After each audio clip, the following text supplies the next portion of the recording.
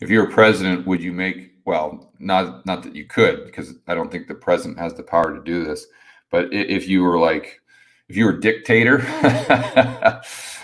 would you make a gradual transition to a small government, or would you rip the Band-Aid? I would probably layer it.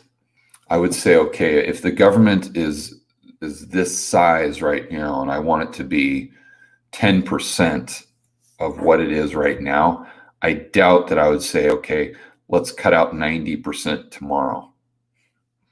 I don't know. I don't know that that would be the smartest thing to do. I would probably say, okay, I want to cut out 20% this year, 20% the next year, kind of go that route.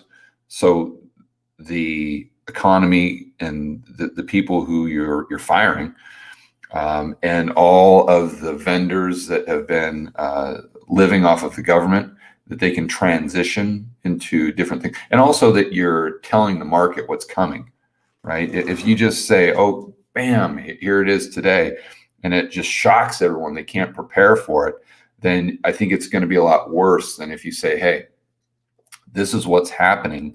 This is our 5-year plan. Make sure you prepare for it now. And then you just 20%, until you get down to where you need to be.